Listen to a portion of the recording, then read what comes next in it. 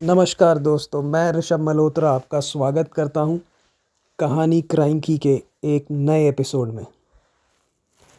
आज की जो कहानी है, आज की जो कहानी मैं आपको सुनाने जा रहा हूं, उसमें ख़ास ये है जो क्राइम है, जो क्राइम हुआ है, वो तो खौफनाक है ही, लेकिन उस क्राइम को करने की जो वजह और तरीका है, वो उससे भी ज़्यादा खौफनाक है। कभी कभी होता ये है कि गुस्सा लोगों में इतना ज़्यादा होता है कि किसी को मारने की साजिश में जो वो साजिश रचते हैं, उसमें बेरहमी और खौफनाकपन इतना ज़्यादा हो जाता है कि फिर आदमी कुछ नहीं देखता और उसके सर पे बस खून ही सवार होता है। ये कहानी महाराष्ट्र के गढ़चिरौली की है। वहाँ पे एक परिवार रहा करता था जिसके मुखिया का नाम था शंकर खिखौरे। शंकर खिरौरे और उनकी पत्नी, उनका बेटा, उनकी बहू, ये 4 लोग रहा करते थे। हँसता खेलता खुशहाल परिवार, पैसे की कोई कमी नहीं, कोई प्रॉब्लम नहीं, किसी तरह की कोई दिक्कत नहीं, और अच्छे से ये चारों एक घर में, गढ़चिरौली डिस्ट्रिक्ट महाराष्ट्र में है, वहाँ रहा करते थे। खुशहाल परिवार, आम परिवार, सब कुछ ठीक ठाक चल रहा था। लेकिन फिर होता ये है कि सितंबर 2023 दूसरे हफ्ते में, सितंबर के, शंकर की तबीयत अचानक ख़राब होने लगती है। उनको सांस लेने में दिक्कत आने लगती है, टेम्परेचर बढ़ जाता है और सर दर्द होने लगता है। ये देख पूरा परिवार थोड़ा सा चिंतित होता है, लेकिन जैसे आम तौर पे होता है कि चलो सर्दी ज़ुकाम या कुछ हो गया होगा, तो पहले तो ये लाइटली ही लेता है। लेकिन फिर अगले ही दिन शंकर की पत्नी विजया, विजय खवारे उसका नाम था, उनकी भी तबीयत अचानक से ख़राब होने लगी और सेम सिम्टम, सर दर्द, बुखार, सांस लेने में दिक्कत। तो लगा कि ये क्या हुआ, दोनों को एक साथ कैसे इनकी तबीयत ख़राब हो गई। और अगले 2-4 दिन में तबीयत बहुत ज़्यादा बिगड़ने लगी। फिर परिवार वालों ने सोचा चलो अब डॉक्टर के पास इनको लेके चलते हैं, क्योंकि अब घर पे तो कुछ इलाज हो नहीं सकता, तबीयत ज़्यादा बिगड़ रही। तो उनको पास के ही अस्पताल में ले गए और अस्पताल जब वो पहुँचे तो डॉक्टरों ने जब उनको देखा तो उन्होंने दवाई वगैरह दी, लेकिन उनको कुछ समझ नहीं आ रहा था कि ये हुआ क्या है, क्या इन्फेक्शन है, कैसे हुआ है, कुछ समझ नहीं आ रहा था और तबीयत उनकी बिगड़ती जा रही थी। तो डॉक्टरों ने कहा कि इनको बड़े अस्पताल में ले जाया जाए, ले जाओ आप, वो बेहतर रहेगा, क्योंकि वो इलाके में छोटा अस्पताल था। तो इनको बोला आप बड़े अस्पताल में ले जाओ। तो परिवार उनका बड़े अस्पताल में उनको ले गया, वहीं पर ही पास में। और जब वहाँ पे ले गया तो वहाँ पर भी डॉक्टरों ने देखा, दवाई दी, लेकिन उनको भी समझ में नहीं आ रहा था कि ये सांस लेने में दिक्कत क्यों हो रही है, सर क्यों दर्द हो रहा है, क्या तकलीफ़ हो रही है, टेम्परेचर क्यों इतना बढ़ रहा है। कुछ डॉक्टरों को समझ नहीं आ रहा था। तो उन्होंने कहा कि आप यहाँ से इनको बड़े अस्पताल में, बड़े सरकारी या बड़े प्राइवेट अस्पताल में ले जाओ शहर में। तो फिर परिवार वालों ने फैसला किया इनको नागपुर ले जाते हैं। नागपुर में एक बड़े अस्पताल में जब उनको ले गए और वहाँ पे डॉक्टर्स ने जब देखा तो इनको एडमिट कर लिया और अपनी दवा पानी करने लगे। लेकिन कमाल की बात देखिए कि वहाँ पर भी डॉक्टर को समझ नहीं आ रहा था ये हुआ क्या है, ये हो क्या रहा है और इनकी तबीयत ऐसे ख़राब क्यों हो रही है। इसकी वजह, जितने भी टेस्ट वगैरह कराए, कुछ पता ही नहीं लग रहा था। ये सिलसिला शुरू हुआ सितंबर के दूसरे हफ्ते से और होते होते 20 तारीख आ गई। 20 सितंबर को अचानक शंकर की इतनी तबीयत बिगड़ी कि उनकी मौत हो गई अस्पताल में ही। और उनकी मौत के बाद परिवार वालों को, रिश्तेदारों को, सबको बहुत सदमा लगा। घर पे लोग आना शुरू हुए और एक मातम का माहौल छा गया। अच्छा, ये सब चल ही रहा था, मातम का माहौल था, घर पे लोग आना शुरू हुए और बेटा भी आया उसका घर पे, सब कुछ हो ही रहा था कि 26 तारीख आई। और 26 तारीख को जो पत्नी शंकर की एडमिट थी, उसकी भी वहीं अस्पताल में ही मौत हो गई। अब दोनों पति पत्नी की मौत होने के बाद घर वालों को, रिश्तेदारों को, सबको शॉक लगा, सदमा लगा कि ये हुआ क्या। 25 दिन में ही 2 मौतें एक ही घर में, और बदन दर्द, सर दर्द, और पता ही नहीं लग रहा हो क्या रहा है, किस लिए हो रहा है, क्या वजह है। अब ये सब माहौल था ही, और मातम पुरसी के लिए भी लोग घर आ रहे थे, रिश्तेदार, दोस्त यार सब घर आ रहे थे, घर आके मातम पुरसी कर रहे थे कि अचानक कुछ ही दिनों बाद, 2-4 दिनों बाद ही शंकर की बेटी, जिसका नाम कोमल था, उसको भी वही सेम सिम्टम होने लगे। हाथ दर्द, पैर दर्द, बदन दर्द, सर दर्द होने लगा, सांस लेने में तकलीफ़ होने लगी, और वही हूबहू सेम सिम्टम उसको भी होने लगे। और उसको फटाफट से उसके घर वालों ने अस्पताल में एडमिट कराया कि इससे पहले कि कोई और बात ना हो जाए, क्योंकि ऑलरेडी 2 लोगों की मौत हो चुकी थी, और सबके दिमाग में ये था कि अब ये तीसरा ना हो। तो उसको भी फटाफट एडमिट कराया और वो एडमिट हो गई। अब बेटी को एडमिट कराने के बाद उसकी तो तबीयत ख़राब हो ही रही थी, और लोगों का, रिश्तेदारों का आना चल ही रहा था घर पे, कि अचानक शंकर की साली, यानी कि उसकी बेटी की मौसी, उनकी भी तबीयत ख़राब होने लगी। वो भी उसी घर में रह रही थी, उनकी भी तबीयत ख़राब होने लगी, और उनको भी अस्पताल में भर्ती कराया गया। और वही सेम सिम्टम, सर दर्द, बदन दर्द, सांस लेने में तकलीफ़, वही हूबहू सेम सिम्टम हो रहा था उसको भी। और ये सब देखकर पूरा परिवार, रिश्तेदार सब चौकन्ने हो गए, सब हैरान हो गए कि ये हो क्या रहा है एक ही परिवार में। अब ये चौथा केस, अब लगा ये इस परिवार में अचानक से क्या होता जा रहा है, और सब बहुत परेशान। अच्छा, इसी बीच जो मौसी थी, उसका एक बच्चा था छोटा, उसकी भी तबीयत ख़राब होने लगी, और सेम वही सिम्टम सारे के सारे, उसको भी अस्पताल में भर्ती कराया गया। अब एक ही परिवार के 5 लोग, जिनमें से 2 की मौत हो गई और 3 एडमिट हैं। कमाल देखिए आप, कितनी हैरानी की बात है। और हर कोई बहुत चौकन्ना, भौचक्का रह गया, और बातें बनाने लगे लोग कि भाई कोई जादू टोना हो गया, क्या हो गया इस घर में। एक ही घर में एक ही सिम्टम, एक ही तरीके से सब एडमिट होते जा रहे हैं, सबकी तबीयत ख़राब हो रही है। अच्छा, ये भी नहीं पता लग रहा था कि हुआ क्या है, बीमारी क्या हो रही है, क्या हो रहा है, कैसे इन्फेक्शन हो रहा है, कुछ नहीं पता लग पा रहा था। डॉक्टर भी हैरान थे, और इतिहास ही बता रहा है 3-3 अस्पताल बदल चुके, एक से एक बड़े डॉक्टरों को दिखा लिया, किसी को कुछ पता ही नहीं लग रहा कि ये हुआ क्या है परिवार में, ये हो क्या रहा है। और सेम तरीके से सारे सिम्टम आ रहे हैं, सेम तरीके से सब बीमार पड़ रहे हैं। अब हालत में तीनों की कोई सुधार नहीं आ रहा था, तीनों अस्पताल में भर्ती थे, और 2 की मौत हो चुकी थी। अब समझ नहीं आ रहा था कौन सी रहस्यमयी बीमारी हो गई है, कि क्या हो गया है। सब रिश्तेदार, दोस्त यार बातें बना रहे थे, डॉक्टर आपस में बात कर रहे थे कि कैसे क्या करें, कि अचानक तभी एक एक कर खबर आने लगी। शंकर की बेटी जो अस्पताल में भर्ती थी, उसकी मौत हो गई। शंकर की साली, जो बेटी की मौसी थी, उसकी भी मौत हो गई। और जो छोटा बच्चा था, वो भी चल बसा। 20 सितंबर से शुरू हुआ ये सिलसिला, और 10 अक्टूबर आ गई। 20 दिन में ही 5 लोगों की मौत हो गई। एक ही घर के, एक ही परिवार के 5 लोग रहस्यमय तरीके से मौत का शिकार हो गए। पूरा मोहल्ला, पूरा ख़ानदान हैरान, परेशान। डॉक्टर भी पता नहीं कर पाए कि कैसे मौत हुई, क्या हुआ, कुछ समझ ही नहीं आ रहा था कहीं पर भी। अब सब जगह ये बात फैलने लगी कि कोई जादू टोना, या किसी का साया, या कोई भूत प्रेत इस पूरे परिवार पे करा दिया गया है, कि क्या है। क्योंकि जब पता ही नहीं है कि कैसे मौत हो रही, तो आपको पता है अटकलें लगाई जाती हैं, और अटकलें इसी तरीके की लगाई जा रही थी कि कोई भूत प्रेत या जादू टोना कर दिया गया क्या इस परिवार पे, इस परिवार की किससे क्या दुश्मनी है। इसी तरीके की लोग बातें बना रहे थे। और आपको पता है ऐसी बातें बहुत तेज़ी से फैलती हैं।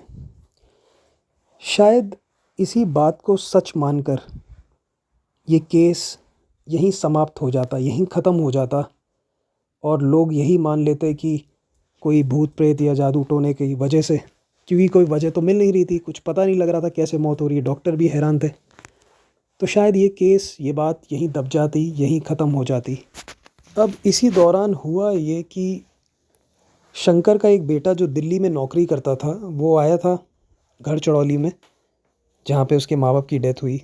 तो सारी रस्में वगैरह निभा कर, सब कुछ विदाई करके अपना जब वो दिल्ली वापस लौटा तो अचानक उसकी भी तबीयत ख़राब होने लगी और वही सब सिम्टम। तो उसने फटाफट अपने भाई को बताया, अपने परिवार में सबको बताया कि उसके साथ ऐसा हो रहा है। तो उसने फ़ैसला किया मैं यहीं पर ही दिल्ली में किसी अस्पताल में एडमिट हो जाता हूँ। और वो एडमिट हो गया क्योंकि अफरा तफरी का माहौल हो गया वहाँ पे, क्योंकि अचानक से पूरे गांव में हड़कंप भी मच गया कि एक बेटा जो दिल्ली में पहुंचा उसको भी वही सेम सिम्टम हो रहा है। तो हर जगह ये बात एक हड़कंप की तरह फैल गई और सबको बहुत ज़्यादा बेचैनी होने लगी, क्योंकि अभी तक 5 मौतें हो चुकी थी सेम उसी तरीके से, सेम वही सिम्टम्स के साथ, और हर कोई अलग उम्र का। ये भी नहीं कि सबकी उम्र एक जैसी हो, सब अलग अलग उम्र के, कोई मोटा कोई पतला, ऐसा कुछ भी नहीं, सब अलग अलग तरीके के। और इसी बात की हैरानी हुई कि अब घर का बेटा, जवान बेटा, उसको भी ये बीमारी लग गई, अब उसका क्या होगा, ये सोच के सब और ज़्यादा परेशान होने लगे। इस दौरान में इनके एक और रिश्तेदार आए थे वहाँ पे मातम पुरसी के लिए। वो भी अपने घर जब लौटे, उनकी भी वही सेम हालत, सेम तबीयत ख़राब, सेम सिम्टम।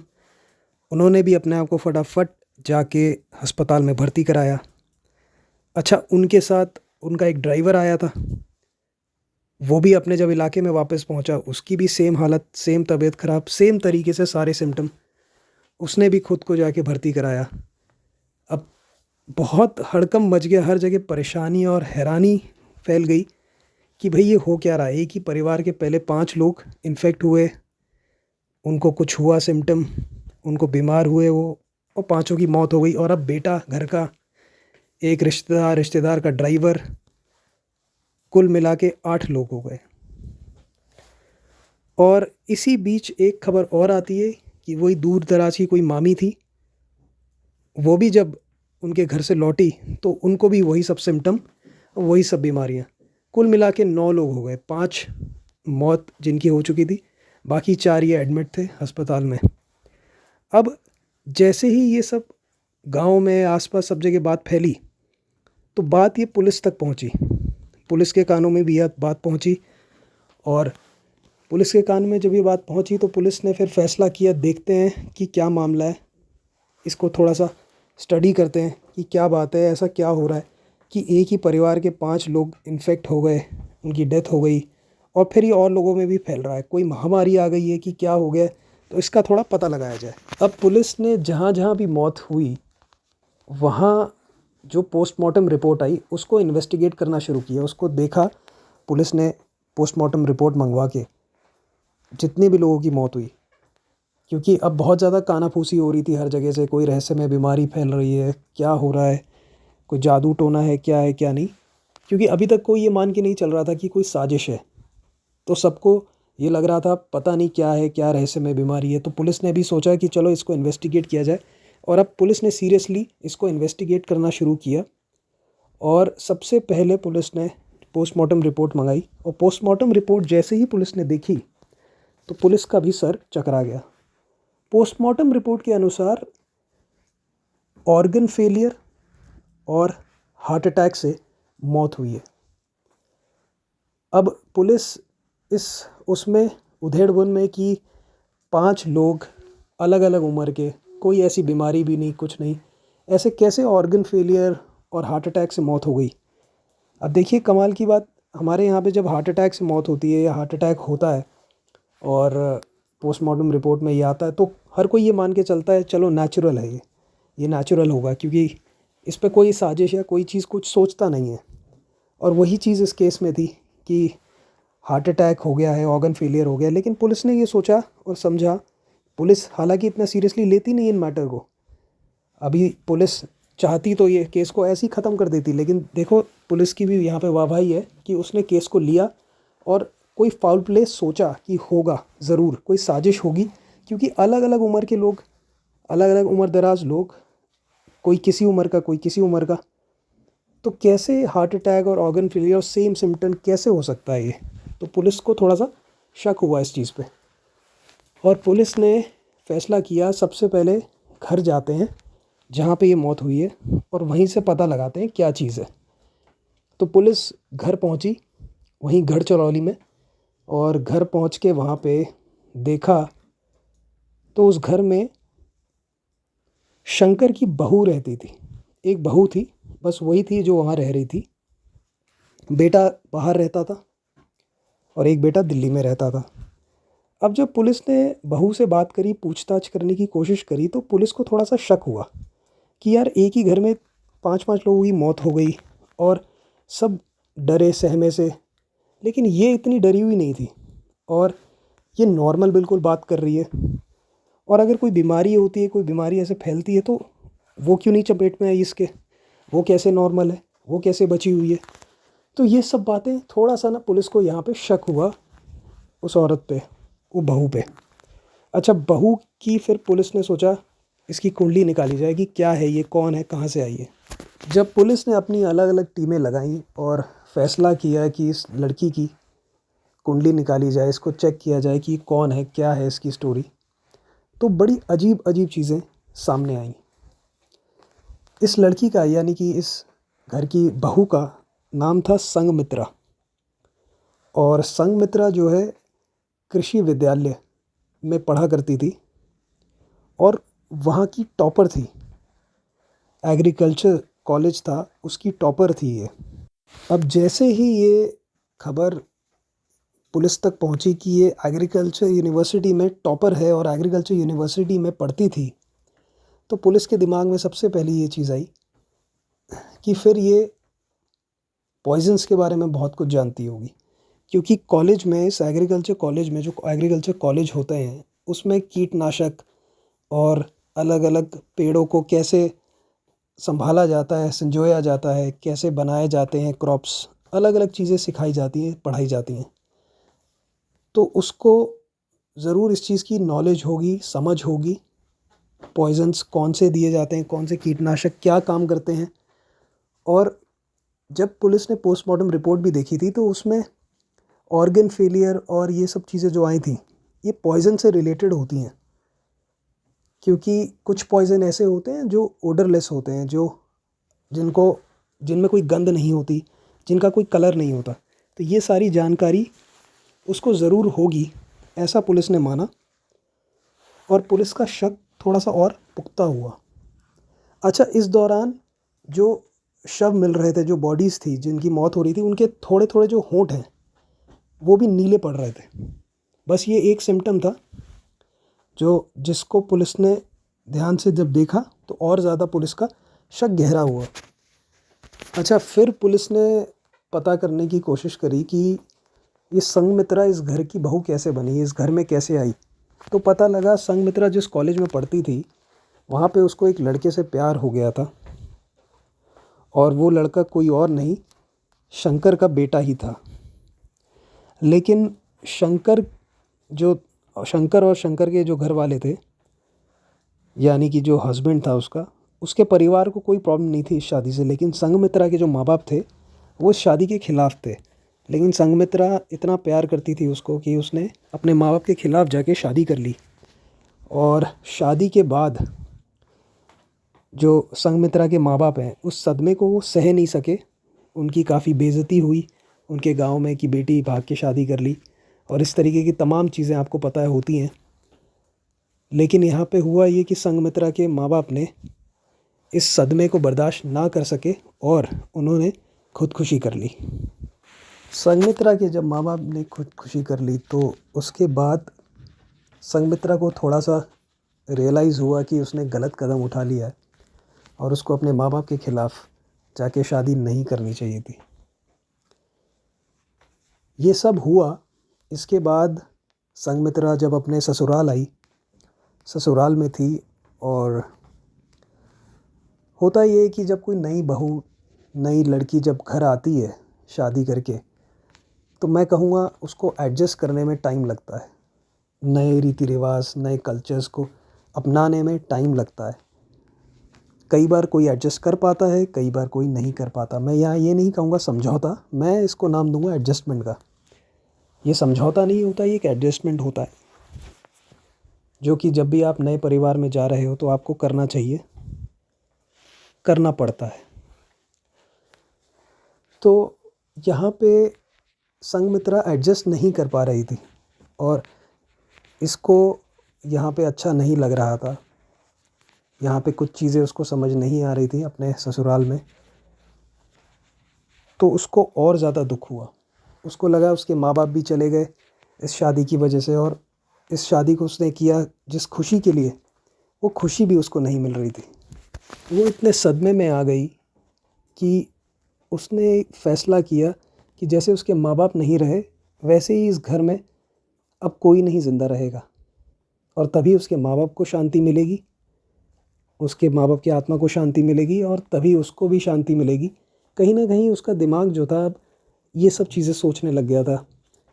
हालांकि ये सब सोचना नहीं चाहिए, और भी रास्ते होते हैं, और भी तरीके होते हैं जिससे आप बेहतरी से सल्यूशन निकाल सकते हैं चीज़ों का। ये कोई सल्यूशन नहीं है, ये तो सीधा सीधा कुएं में कूदने वाली बात है। पहले उसने ज़बरदस्ती भाग के माँ बाप के ख़िलाफ़ जाके शादी करी, पहली गलती ये, और अब दूसरी गलती वो करने जा रही थी जो उसके मन में ऐसे ख्याल आ रहे थे। अब उसका सारे रिश्तेदारों से सबसे नाता तो टूट ही चुका था उसके मायके में, क्योंकि उसने भाग के शादी करी थी, माँ बाप के ख़िलाफ़ जाके करी थी। लेकिन उसकी एक मामी थी, मामी थी उसकी दूर दराज की, जिससे उसकी बातचीत होती थी। वो जो मामी थी, उस मामी के इसके ससुराल वालों से कुछ प्रॉपर्टी के झगड़े थे पहले के पुराने।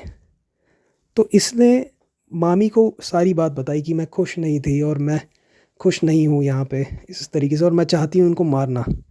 तो मामी भी खुश हो गई, मामी ने भी हाथ में हाथ मिला लिया कि हाँ चलो तुम कुछ करो प्लान और मैं तुम्हारे साथ हूँ। क्योंकि मामी को लालच था प्रॉपर्टी का कि चलो ये सारे निपट जाएंगे तो प्रॉपर्टी वगैरह इसके हाथ में आ जाएगी। गरीब सी थी वो, उसको भी लालच आ गया। तो फिर इसने फ़ैसला किया कि ये अब इस घर में किसी को नहीं छोड़ेगी। संघमित्रा का अपने ससुराल में मन मुटाव तो हो ही गया था, हो ही चुका था, और अब वो आज़ाद होना चाहती थी। वो इस रिश्ते से बाहर निकलना चाहती थी, और वो सबको मौत के घाट उतार कर अपनी आज़ादी से अपने आप में जीना चाहती थी। संघमित्रा एग्रीकल्चर यूनिवर्सिटी से तो पढ़ी हुई थी, समझदार थी, पढ़ी लिखी थी, टॉपर थी। उसको पता था कौन सा पॉइज़न किस काम आता है, और उसने वही किया। उसने एक पॉइज़न चुना, उस पॉइज़न का नाम नहीं लेंगे हम यहाँ पे, पर उसने जब वो पॉइज़न चुना, उस पॉइज़न की खासियत ये थी कि वो गंधहीन, यानी कि उसमें कोई स्मेल नहीं थी, और रंगहीन, यानी कि उसको किसी भी कलर में, किसी भी चीज़ में मिक्स कर दो कोई कलर उसका नहीं बदलता था। यानी किसी चीज़ में मिक्स कर दो कोई कलर नहीं आता था उसका। उसने बड़ी चालाकी से इस पॉइज़न को चुना, और उसने फ़ैसला किया घर वालों को थोड़ा थोड़ा खाने में पीने में देने का फ़ैसला किया उस जहर को। इत्तेफाक से सितंबर का महीना था, उस घर में शंकर की साली आई हुई थी अपने बच्चे के साथ रहने के लिए।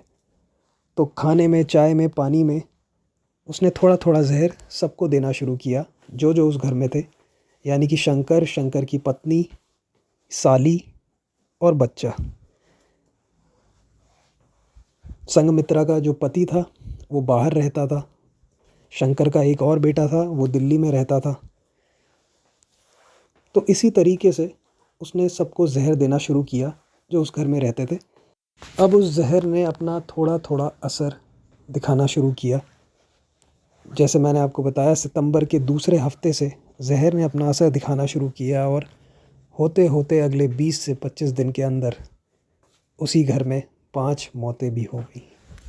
क्योंकि अब पता लग गया कि सबकी डेथ उस पॉइज़न को देने की वजह से हुई है, तो इसलिए जो 4 लोग भर्ती थे अस्पताल में, उनको भी फटाफट इस बात का इत्तला दिया गया कि ये पॉइज़न है, और डॉक्टर्स ने उस हिसाब से ट्रीटमेंट शुरू कर दिया था, और बाकी के जो लोग थे वो उनकी जान भी बचा ली गई, उनकी जान बच गई।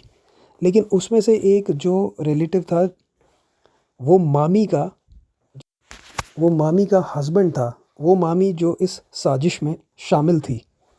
तो उसका पता लगाया डॉक्टर्स, पुलिस ने उसका जब पता लगाया तो ये पता लगा कि डॉक्टर्स ने कहा ये नॉर्मल है, ये ऐसे ही अस्पताल में एडमिट है, इस पे शक हो रहा था। तो पुलिस वालों को जब उस पे शक हुआ तो अभी पता लगाया जा रहा है इस बात पे कि क्या वो भी साजिश में शामिल है कि नहीं है।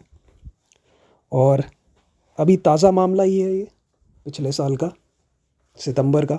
तो अब कोर्ट में इसका केस चल रहा है, ट्रायल वगैरह हो रही है। तो देखते हैं अब आगे क्या फ़ैसला आता है, कैसे क्या होता है। तो आज की कहानी यही थी, और कहानी ख़त्म करने से पहले प्रार्थना करना चाहेंगे कि ऐसा कभी कोई क्राइम किसी के घर, किसी के साथ ना घटे। प्लीज़ सब सुरक्षित रहिए। और इन कहानियों को सुनाने का सिर्फ इतना सा मकसद है, इतना मोटिव है कि सब सतर्क रहें, होशियार रहें। नमस्कार।